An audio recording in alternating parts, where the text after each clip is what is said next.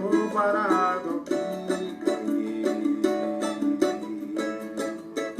Não sou apenas servo, teu amigo me tornei.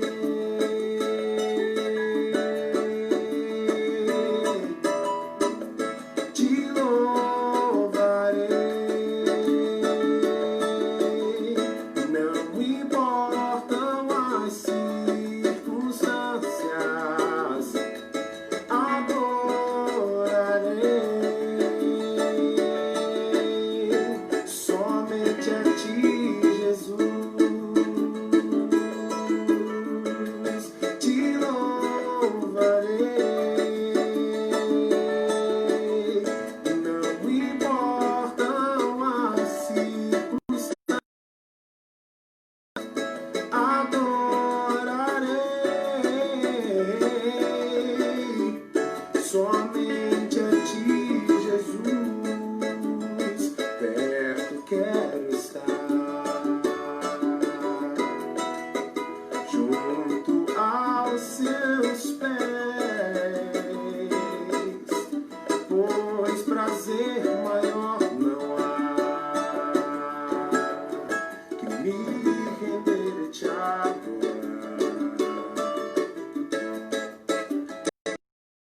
Que há em mim, quero te ofertar, mas ainda é pouco, eu sei, se comparado ao que ganhei. Não sou apenas servo, teu amigo me tornei. Se você puder, canta aí onde você estiver, canta, canta, vai. Te louvarei, não importam as circunstâncias, adorarei somente a ti, Jesus. Eu te louvarei, te louvarei, eu te louvarei, não importam as circunstâncias, adorarei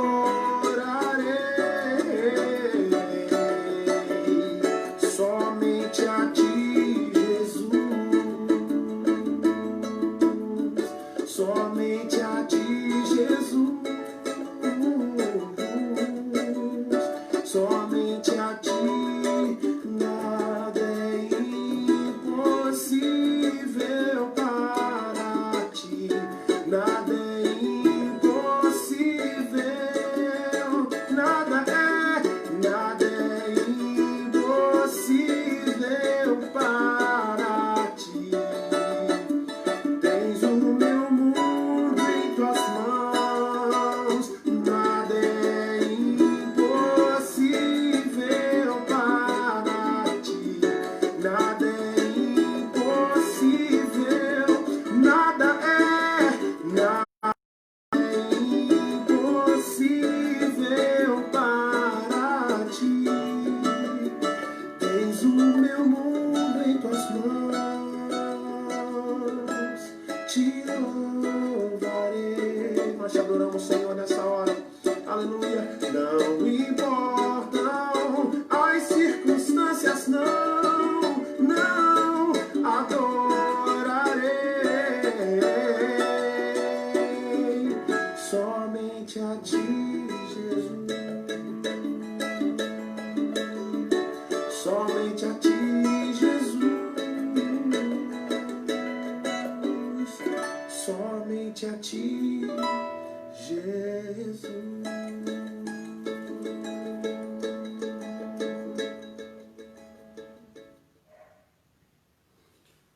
Nada é impossível para ti. Realmente, nada é impossível para Deus. Só que hoje eu quero vir um pouco na contramão desta frase. Talvez você já deve ter visto aí no título da live quando Deus não cura e não liberta. Segunda carta de Paulo a Timóteo, no capítulo de número 4 e no versículo de número 20. Boa noite, gente boa de Deus, graça e paz, sejam todos bem-vindos a mais esta live da nossa Primeira Igreja Batista Betel de Várzea Paulista. Para os amigos que estão no meu Facebook e não conhecem, esta live é da Primeira Igreja Batista Betel de Várzea Paulista. Sejam todos bem-vindos. Mas antes de começar a ministrar, eu gostaria de orar junto com você. E enquanto isso, você já pode abrir a sua Bíblia na segunda carta de Paulo ao seu discípulo Timóteo, no capítulo 4 e no versículo de número 20. Vamos orar. Se você puder agora, eu gostaria que você fechasse seus olhos, se for possível você fazer isso agora, e vamos orar. Pai, eu quero te agradecer por este momento em que podemos nos reunir, ainda que virtualmente, Senhor. Mas nós nos reunimos em torno da Tua palavra, Pai. Nós nos reunimos em nome do nosso Senhor Jesus Cristo. E eu tenho a convicção plena no meu coração, meu Deus, que o Senhor se faz presente. Porque o nosso Senhor mesmo disse que onde tivesse 2 ou mais reunidos no nome dele, aí ele estaria. Então essa é a convicção no meu coração, que a presença de Jesus está no nosso meio. Pai, então eu te peço que o Senhor venha falar através da ação sobrenatural do Teu Espírito Santo em cada coração. Senhor, ministra em cada vida, ministra em cada alma, que o Teu Espírito possa trazer uma revelação específica para cada um nesta noite.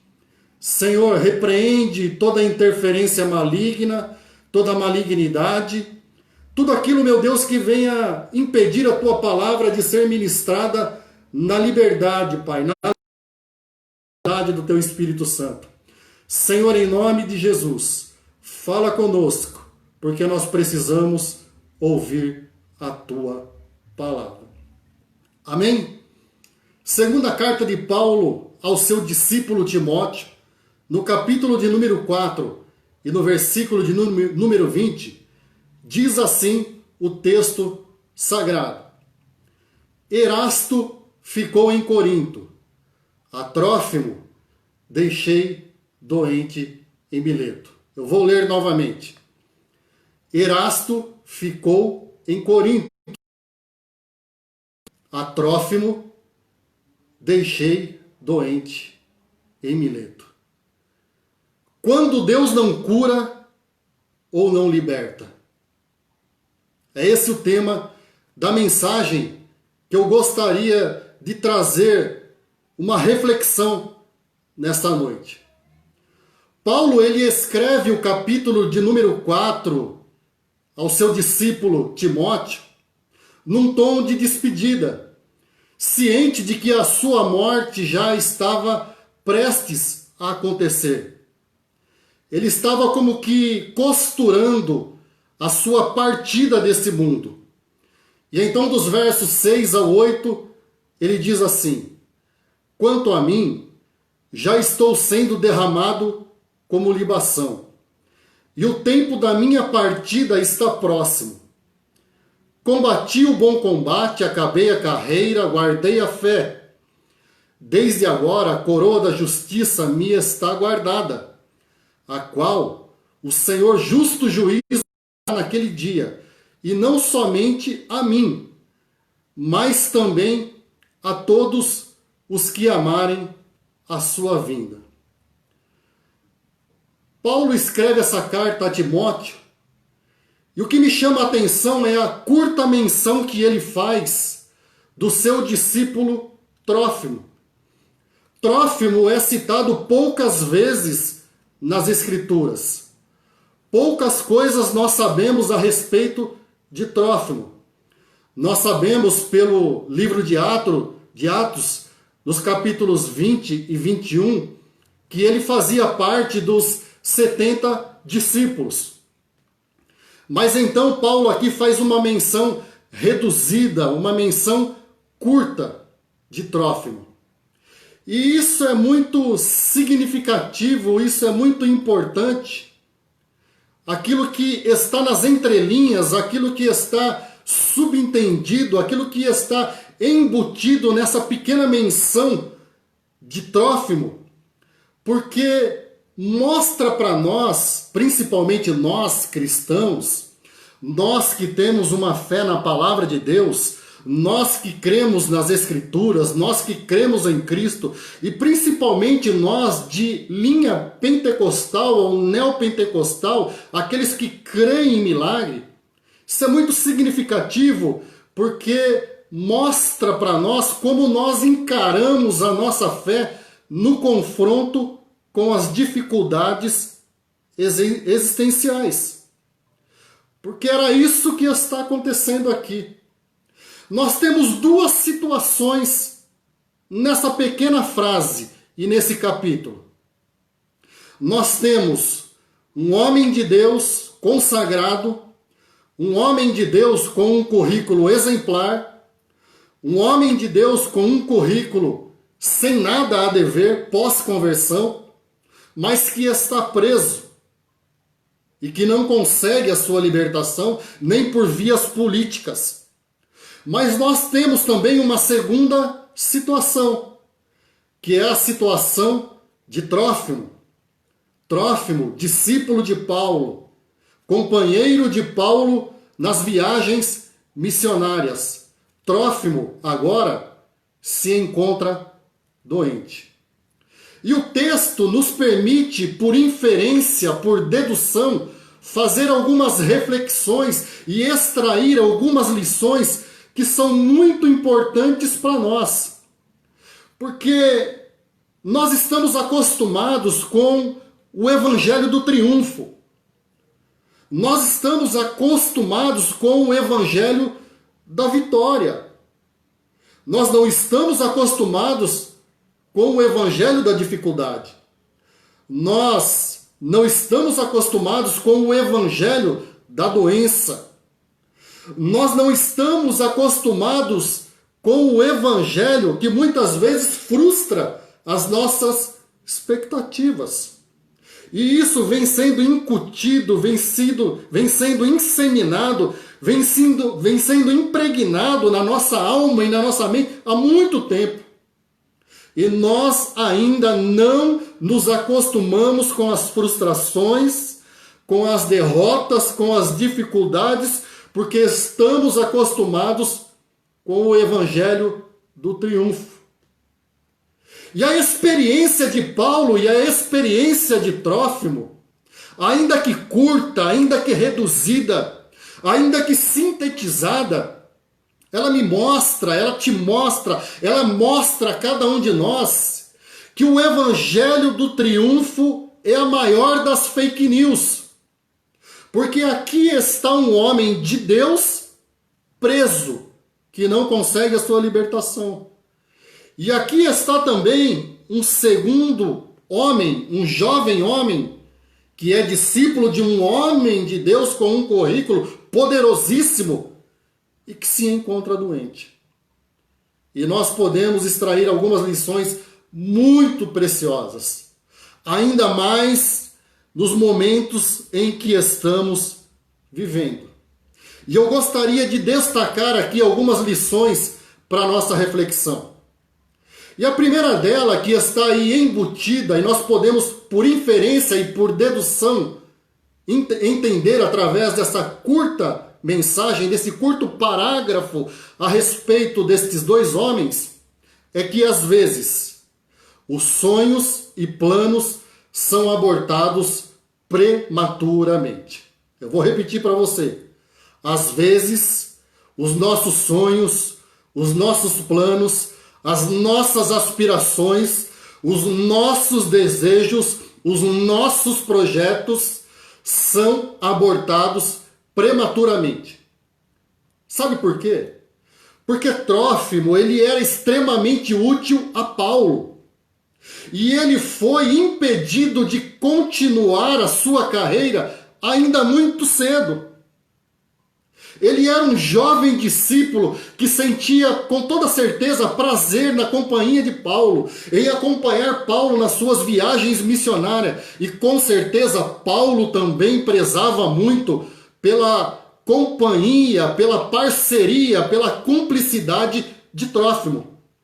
Mas o texto é claro em nos dizer que Paulo, ele deixa Trófimo doente, enfermo, em situação crítica em Mileto. Um jovem que era extremamente útil para o ministério de Paulo. E a pergunta embutida, a pergunta inevitável a se fazer quando eu me debruço sobre esse pensamento, é por que Paulo não curou Trófimo? Por que Paulo não impôs as suas mãos sobre o seu discípulo que era tão útil a ele? Não operou a cura, não operou a restauração dessa doença que nós não sabemos qual era. E surgem então algumas dúvidas, algumas questões. Será que Paulo ou Trófimo estavam em pecado? Será que Paulo ou Trófimo não tinham fé suficiente para que a cura acontecesse? Será que Paulo ou Trófimo estavam dando algum tipo de legalidade ao diabo para que o milagre não fosse realizado? Talvez essa fosse a desculpa, talvez esse fosse o argumento dos defensores da teologia da prosperidade. Olha, eu acho que Paulo, nesta ocasião, devia estar em pecado, ou quem sabe Trófimo devia estar em pecado, não tinha fé, era simplesmente um jovem, talvez ele não tivesse fé suficiente, ou quem sabe ainda não estava no nível de Paulo para receber a cura. Mas não é absolutamente nada disso. Sabe por quê? Porque Deus é soberano. E mais uma vez esse texto me mostra e mostra para você que às vezes as coisas não acontecem, que às vezes a cura não se manifesta, que às vezes a libertação ela não é realizada, porque o texto é claro, existe um homem preso, existe um homem encarcerado, mas existe um outro que é jovem que foi deixado numa cidade doente. E sabe por quê?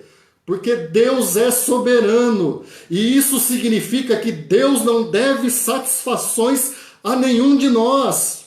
Na sua soberania, Deus trafega em caminhos, em pensamentos que estão acima dos nossos pensamentos, em caminhos que estão acima dos nossos caminhos e que nós não entendemos aonde Deus quer chegar.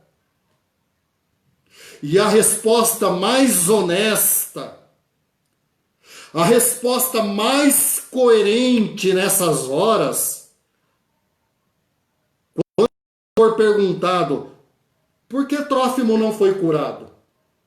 Por que Paulo não foi liberto? Ora, o mesmo Deus que libertou Pedro da prisão e que o seu nome foi glorificado não poderia libertar Paulo da prisão? O mesmo Deus que curou vários através das mãos de Pedro, dos apóstolos e do próprio Paulo não poderia curar Trófimo, um discípulo tão útil, tão importante no ministério de Paulo?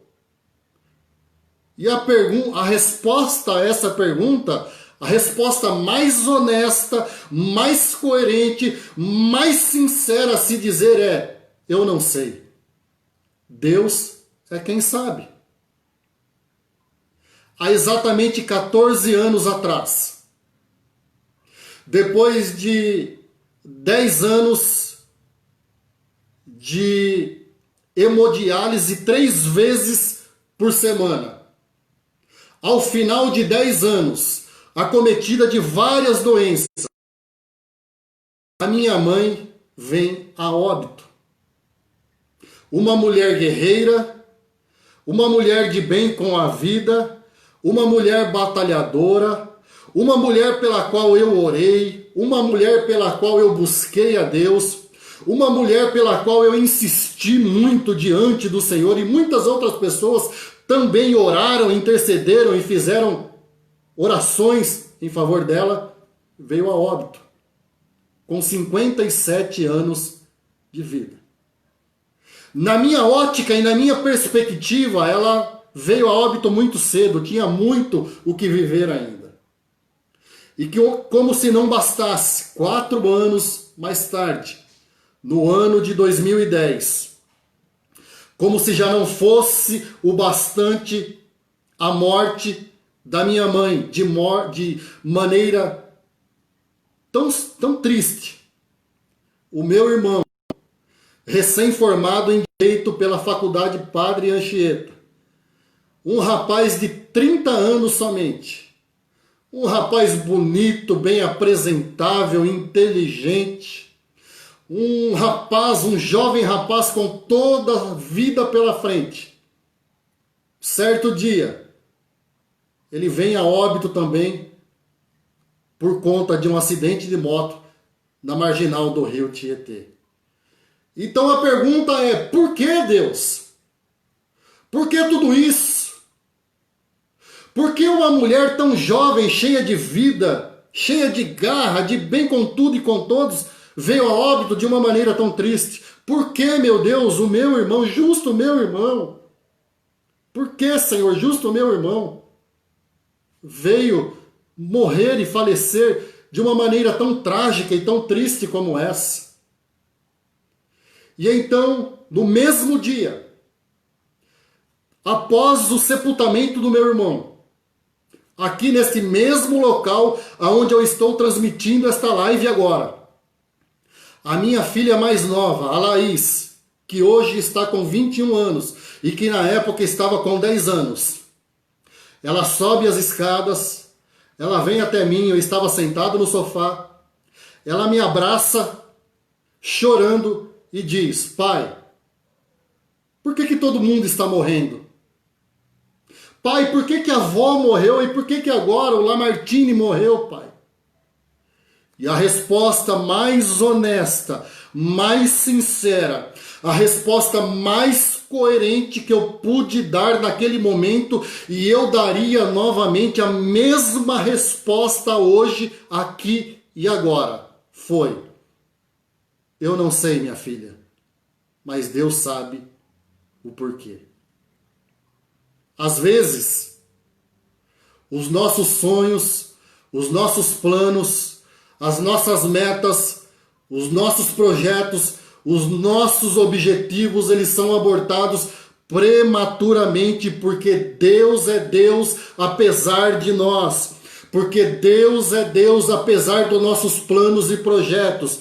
Porque Ele continua sendo Deus. Se Ele curar, Ele é Deus. Se Ele libertar, Ele é Deus. Se Ele fizer, Ele é Deus. Se Ele não fizer, Ele continua sendo Deus, porque a sua soberania está acima do nosso pensamento e da nossa intelectualidade limitada. A minha parte e a sua parte é somente continuar glorificando ao nosso Deus. Só isso. Mas eu aprendo também mais uma lição muito importante com esse texto e com essa reflexão. É que às vezes alguns vão ficando para trás. Às vezes alguns vão ficando pelo caminho.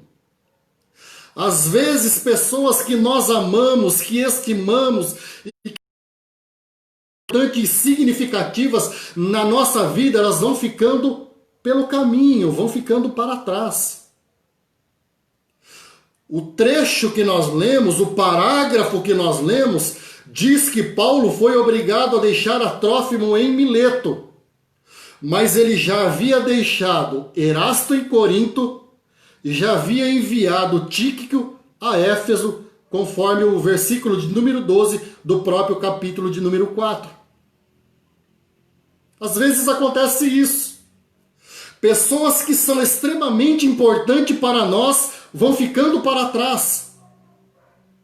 Pessoas que têm uma importância imensa para nós. Ou às vezes até pessoas que não têm esse nível de relação conosco, mas que nós consideramos, que estimamos, que queremos o bem dessas pessoas, que talvez acompanhem a nossa trajetória, já não estão mais conosco. Já estão ficando para trás.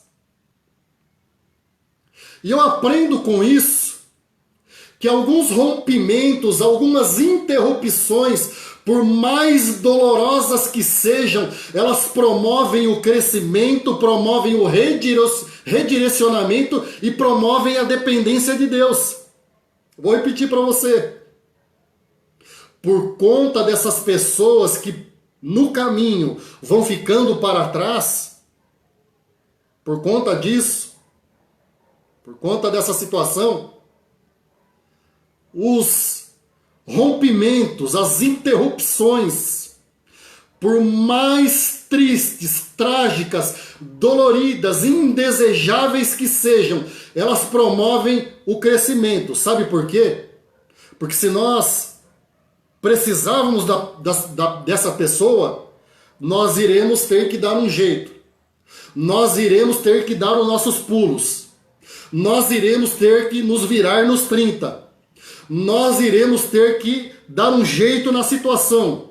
E quando nós não dependemos mais tanto das pessoas e temos uma atitude de seguir em frente, de encarar a vida, de lutar, de brigar, de partir para cima, de não desistir, de não voltar atrás, mas de seguir em frente, então nós crescemos. Nós crescemos como pessoa, nós crescemos na fé, nós crescemos como ser humano, mas não somente isso.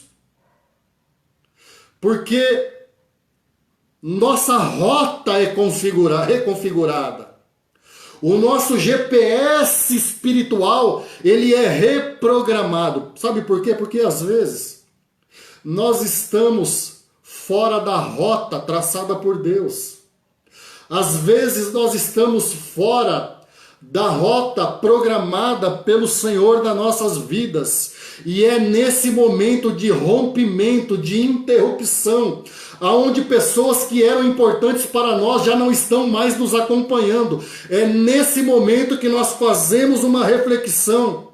É nesse momento que Deus usa essa situação para nos reprogramar e para nos mostrar a direção em que Ele deseja aonde nós chegamos, aonde Ele deseja que a gente chegue. É nesse momento. Muitas vezes acontece dessa forma. Então as interrupções, os rompimentos de laços afetivos, eles contribuem para o crescimento, para o redirecionamento de mim e de você como seres humanos e como homens e mulheres espirituais e de fé, mas também ele promove a dependência de Deus. Sabe por quê? Porque existem situações e que não vai resolver a ajuda do homem. Existem situações aonde a ajuda do ser humano não vai adiantar e não vai ser suficiente.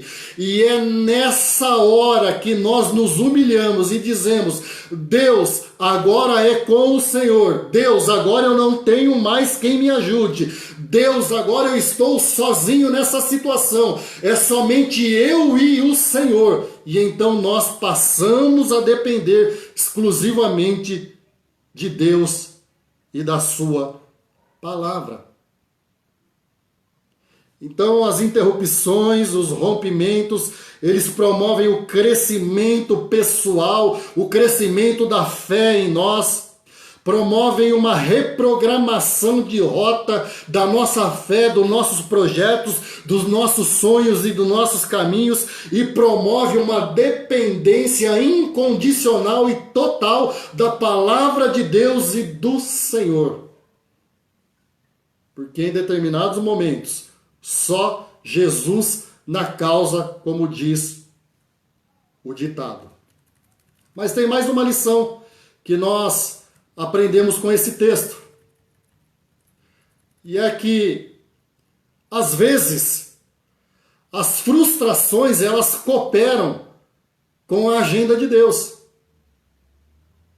Talvez você não gostasse de ouvir isso agora. Mas eu vou repetir.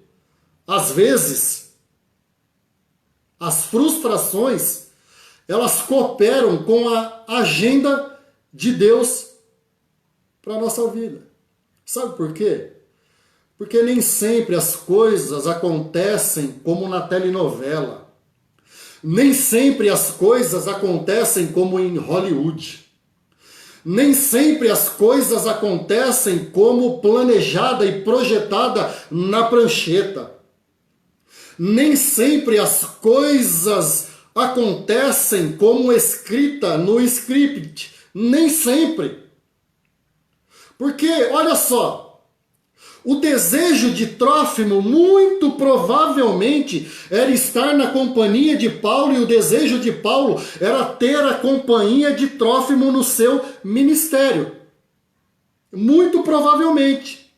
O desejo de ambos era ter um ao outro, era ter a companhia um do outro. Mas o desejo de Deus era tomá-lo para si. O desejo de Trófimo era estar cooperando com o ministério de Paulo. Mas o desejo do Senhor era de tomar Paulo para si. É difícil ouvir isso, eu sei. Porque existia uma cumplicidade, existia uma amizade, existiam, além de laços de fé, existiam laços afetivos que ligavam a alma de um com o outro. E o desejo natural, quando existe essa cumplicidade, essa amizade, essa afetividade, é querer estar perto da pessoa. E esse provavelmente era o desejo de Trófimo, mas o desejo do Senhor era tomar a vida de Paulo para si. Sabe por quê? Porque essa carta ela é escrita quando Paulo estava prestes a partir dessa vida. Paulo estava muito próximo da sua partida. Trófimo ficou em Mileto. Mas o projeto e a obra de Deus não abortou, continuou, mesmo com Paulo prisioneiro, mesmo com Paulo encarcerado, mesmo com Paulo limitado, o evangelho prosperou. Isso me mostra que Deus não precisa de condições favoráveis para que o seu nome seja glorificado e para que a obra dele seja próspera e tenha continuidade. O desejo dos pais de Jesus era tê-lo por mais tempo possível junto a eles. Mas o desejo do Pai Celestial era que uma grande multidão fossem como filhos semelhantes a Jesus. O coração paterno de José e de Maria, o desejo de pais era que Jesus ficasse o quanto mais tempo possível com eles. Mas o desejo do nosso Deus era ter uma multidão de filhos semelhantes a Jesus Cristo. E foi por isso que ele morreu naquela cruz. Foi por isso que as expectativas de alguns foram frustradas. Foi por isso que a expectativa talvez de pai e de mãe de José e Maria não foi como eles gostariam que fossem, mas foi como Deus havia projetado num plano eterno para a minha e para a sua redenção. Então, meu querido, às vezes, as frustrações, elas cooperam com a agenda de Deus. Mas eu aprendo ainda mais uma lição com esse texto. E a lição é o seguinte: Às vezes o sentimento de impotência, ele gera consciência. Eu gostaria que você prestasse muita atenção nisso agora. Às vezes o sentimento, o senso de impotência, ele gera consciência. Sabe por quê? Essa dificuldade de lidar com aquilo que foge, com aquilo que está fora do nosso controle. Nós gostamos de lidar com as situações e as circunstâncias da vida como alguém que lida com um controle remoto, ou seja, quando o canal que não está nos agradando, não está mais nos interessando, então nós apertamos o botão e trocamos de canal para uma programação mais interessante. E assim nós lidamos muitas vezes com circunstâncias contrárias, com lutas, com tribulações, com provações, com frustrações, com planos e sonhos interrompidos prematuramente. Mas isso é necessário muitas vezes, porque às vezes o sentimento de impotência ele vai gerar em nós uma consciência. E consciência do quê? Consciência de que nós somos frágeis. Ou seja, nós precisamos conhecer os nossos limites, nós precisamos admitir a nossa fragilidade para que então o poder de Deus, a graça de Deus, a glória de Deus se manifeste em nós e através de nós. Porque presta atenção numa coisa, presta atenção no que eu vou dizer. Paulo ressuscitou a Eutico, curou o pai de Públio, curou vários durante o seu ministério, foi o fundador do cristianismo, realizou inúmeros milagres, sinais, prodígios e maravilhas. Mas agora eu vejo um Paulo impotente, um Paulo fragilizado, um Paulo que está preso, encarcerado e limitado, um Paulo que mostra toda a sua humanidade não podendo curar o seu discípulo Trófimo. Cara, que contradição. Mano, que contradição, que paradoxo. Isso é um paradoxo imenso. Porque, como eu já te disse, o mesmo Deus que libertou Pedro da prisão poderia libertar Paulo. O mesmo Deus que usou o ministério de Paulo para curar inúmeros poderia curar também a Trófimo. Mas agora Paulo está fragilizado. Paulo, nesse pequeno versículo, nessa pequena frase, nessa pequena demonstração, ele revela, ele fica desnudado, a sua fragilidade, a sua impotência fica absolutamente nítida, mostrando que não existem super-heróis evangélicos. Vou repetir para você, não existem super-heróis evangélicos. Quando nós admitimos a nossa impotência, nós permitimos que o poder e a glória de Deus se aperfeiçoe em nós, como o próprio disse. Quando eu estou fraco, aí é que eu estou forte. É paradoxal isso. É contrário à nossa inteligência natural. É contrário às nossas convicções normais. O Paulo mesmo disse: quando eu estou fraco, aí é que eu sou forte. Porque quando eu estou fraco, é aí que o poder de Deus se aperfeiçoa na minha natureza humana, na minha humanidade, é aí que o poder de Deus me fortalece, é aí que o poder de Deus me renova, é aí que o poder de Deus me enche, é aí que o poder de Deus me dá esperança de que apesar dos pesares, que apesar das coisas não acontecerem da maneira que eu gostaria que acontecessem, ainda assim eu estou fazendo a vontade de Deus. Isso é muito contraditório e paradoxal a teologia da prosperidade e a teologia do triunfalismo. Quando eu estou fraco, aí é que eu estou forte. Eu não me importo, Paulo diria. Eu não me importo. Sabe por quê? Porque eu já completei a minha carreira, eu guardei a fé, a coroa da justiça já me está preparada, isso é o que me importa. O que me importa não é a resolução de algo transitório e passageiro.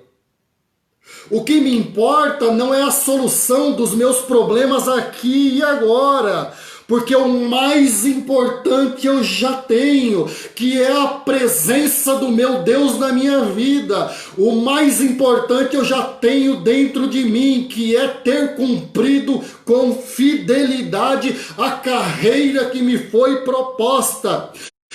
Completei a carreira, guardei a fé, completei e fiz o melhor que eu pude com os recursos que eu pude, com aquilo que Deus me capacitou e me deu, e agora a coroa da justiça já está preparada para mim. E depois disso, nada mais importa. Depois disso nada mais importa. Aí o Paulo, ele escreve assim no versículo de número 17. Mas o Senhor me assistiu e me revestiu de forças, para que por meu intermédio a pregação fosse plenamente cumprida. Paulo entendeu que não dependia de circunstâncias favoráveis. Paulo entendeu que era na fraqueza da onde ele tirava forças, que era na fraqueza onde Deus manifestava o seu poder e aperfeiçoava a fragilidade e a impotência de Paulo. Porque quando nós conseguimos realizar as coisas pela força do braço, pela nossa própria capacidade, que mérito tem o Senhor nisso? Mas é nas situações mais extremas, mais difíceis, mais desesperadoras, aonde a glória de Deus se manifesta. Quando eu estou fraco, é aí que eu sou forte. Porque é exatamente nesse momento que o poder de Deus, que a graça de Deus, que a glória de Deus se manifesta em mim e através de mim. Só assim. Só assim. O resto é obra do braço, obra da intelectualidade, obra daquilo que eu tenho capacidade natural de fazer. Mas quando eu tenho consciência, quando esse senso de impotência, ele me assalta e eu digo, Deus, agora é com o Senhor. Aí eu passo a ter consciência de que eu sou ser humano, de que eu dependo de Deus e que se eu estou fraco, o Senhor é poderoso para me fortalecer e para me fazer continuar na jornada e cumprir todo o seu propósito. Glória a Deus por isso. Louvado seja o Senhor por essa verdade. Mas eu gostaria de destacar uma quinta e última lição através dessa pequena frase que nós lemos. E a lição que nós aprendemos é que, às vezes, perder é ganhar. E o morrer é lucro.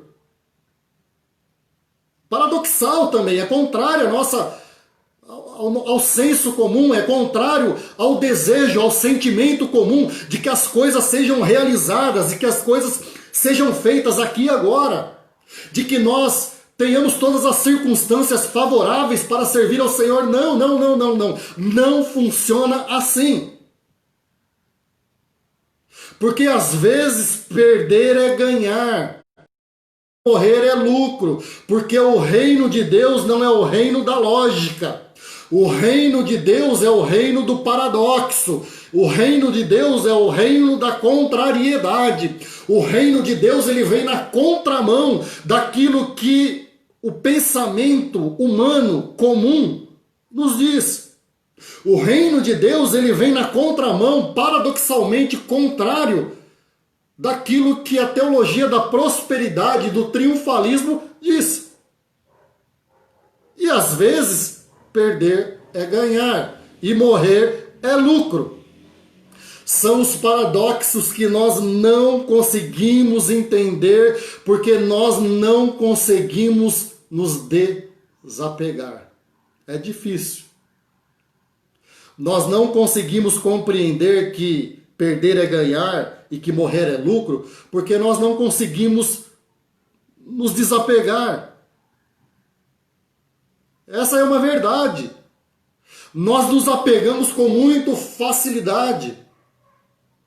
Nós nos apegamos e às vezes esse apego ele sai da esfera natural e aceitável para uma idolatria. Às vezes o apego a alguém ou a algo ou a alguma situação, ele é de tal maneira que ele vira uma idolatria, ele vira um ídolo dentro do nosso coração. E quantas pessoas estão possuídas de um ídolo dentro do seu coração? Eu não estou dizendo, por favor, me entenda, eu não estou dizendo que nós não devemos ter um sentimento de carinho, de zelo, de cuidado com as pessoas e com aquilo que nós temos. Não é nada disso, por favor, me entenda. Mas às vezes isso foge do normal. Às vezes nós erguemos um altar dentro do nosso coração e isso se torna um ídolo, essa pessoa se torna um ídolo no nosso coração e na nossa alma. Determinadas coisas se tornam um ritual de culto no nosso ser. E nós nos apegamos demasiadamente a pessoas, circunstâncias, situações ou coisas. E nós não conseguimos entender que perder é ganhar, que morrer é lucro. Porque o desapego, ele é difícil de praticar. O desapego, ele é difícil de aceitar. Porque a tendência natural do ser humano é agarrar com todas as forças. Nós não gostamos daquilo que vaza por entre os nossos dedos. Nós não gostamos daquilo que foge ao nosso controle remoto. Nós não gostamos e não aceitamos e não admitimos aquilo que nós não conseguimos cercar de cuidado, de proteção. Nós não gostamos. Definitivamente a nossa alma não aceita essa verdade. Agora presta atenção no que eu vou te dizer. Presta atenção, muita atenção.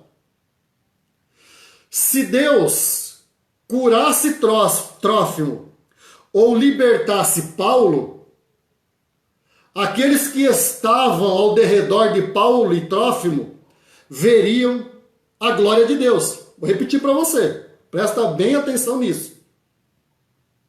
Se Deus curasse Trófimo e libertasse Paulo, as demais pessoas, aqueles que estavam diretamente ligados a Paulo e a Trófimo, que acompanhavam a amizade, a cumplicidade, o ministério dos dois, essas pessoas veriam a glória de Deus, porque não é assim que funciona? É assim que funciona. Quando nós vemos alguma pessoa ser curada, ou quando nós presenciamos a libertação de alguma pessoa, o que acontece?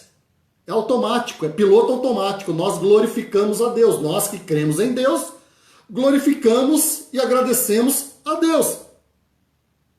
Então isso é normal, é natural. É válido, é legítimo isso.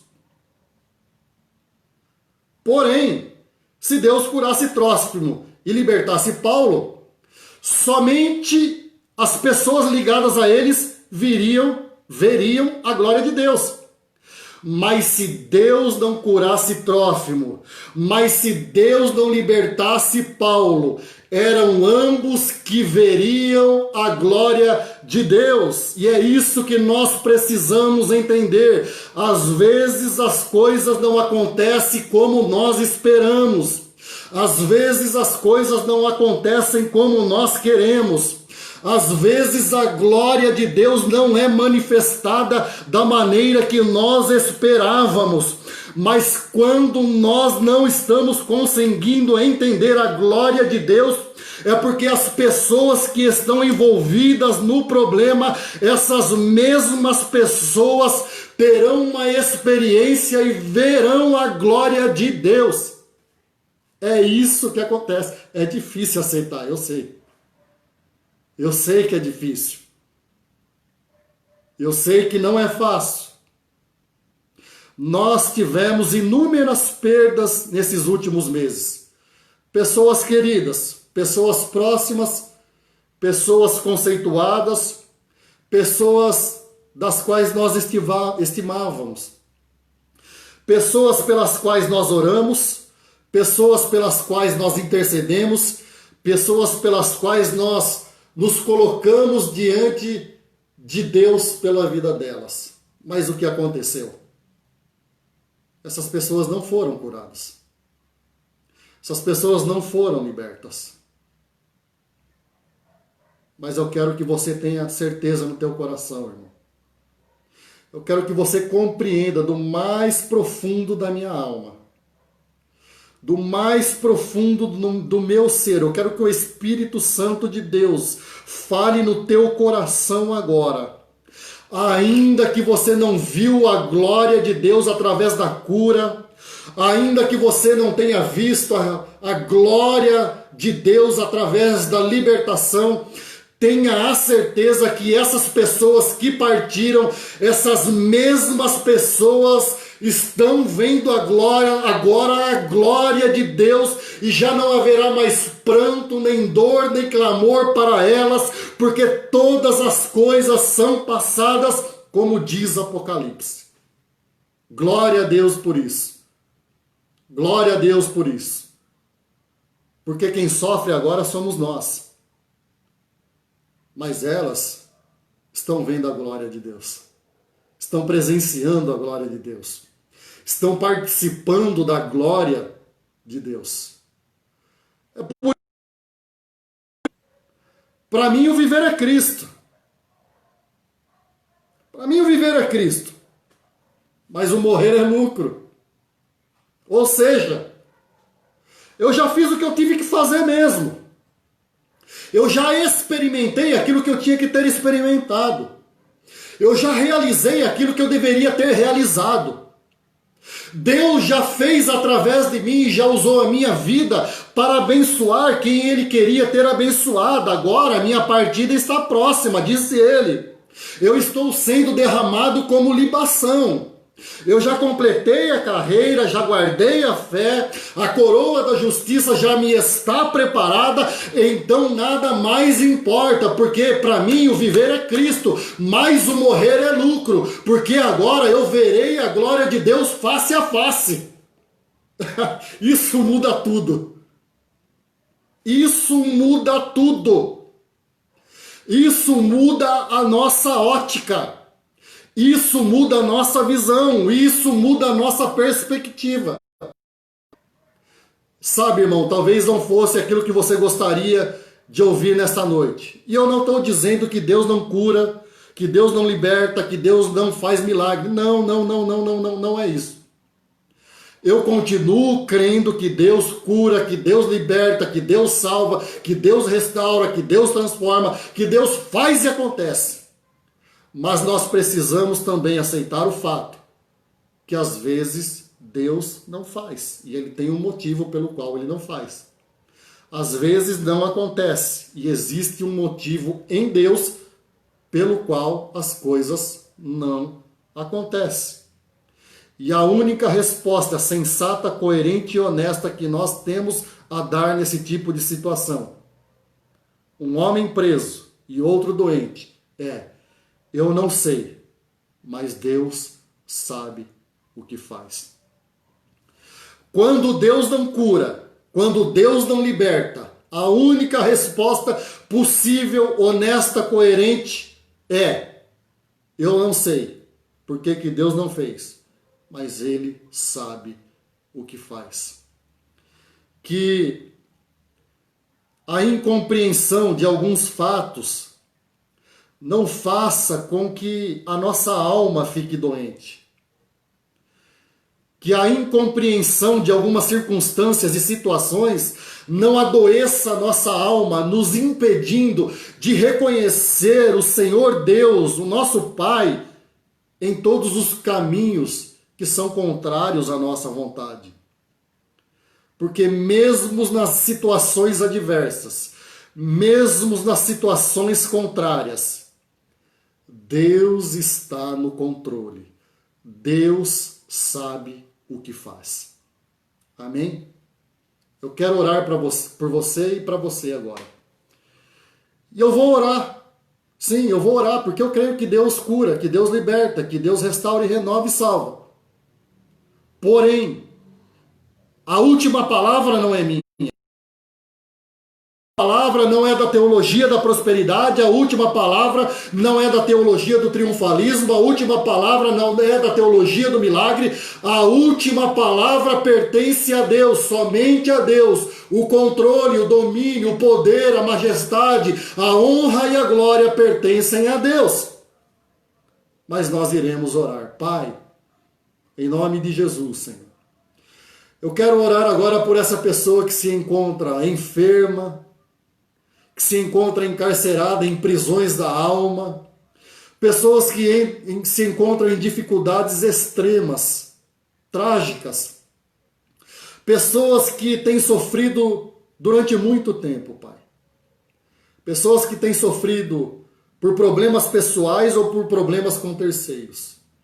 E eu te peço, Pai, humildemente eu te peço que o Senhor cure essa pessoa, que o Senhor liberte essa pessoa, que o Senhor restaure essa pessoa, que o Senhor entre com providência na vida dessa pessoa. Mas, entretanto, Pai, eu quero fazer acima de todas as coisas a oração que o nosso Senhor fez no Getsemane. Pai, meu Deus, meu Senhor, se possível, passa de mim, passa de nós, passa dessa pessoa esse cálice de sofrimento, de enfermidade, de doença, de situação terminal numa UTI. Passa, Senhor, se possível, esse cálice de aprisionamento de alma, de aprisionamento de ser, se possível, Pai. Ajuda essa pessoa, todavia, Senhor. Que não seja feita a nossa vontade, mas que seja feita a tua vontade. Porque quando a tua vontade é feita, ainda que nós não compreendemos, o Senhor tem um propósito, é o melhor para a nossa vida e é o melhor para todos que estão envolvidos na situação. Então, Pai, que se cumpra a tua vontade em nome do Senhor Jesus. Quando Deus não cura e quando Deus não liberta, a única resposta possível, sensata e honesta é dizer: eu não sei, porque Deus não fez, mas Deus sabe o que faz. Deus te abençoe e até uma próxima, em nome de Jesus. E que o grande amor de Deus, que a graça de Jesus Cristo, nosso Senhor, e que a consolação e comunhão do Espírito Santo de Deus seja com todos que acompanham agora e que aqueles que porventura virão acompanhar no futuro, para todos sempre, em nome de Jesus. Amém, amém e amém. Deus te abençoe, meu irmão, que a graça de Jesus seja sobre a tua vida, sobre a vida da tua família, sobre os teus caminhos, em nome de Jesus. Um beijo no coração. Deus te abençoe.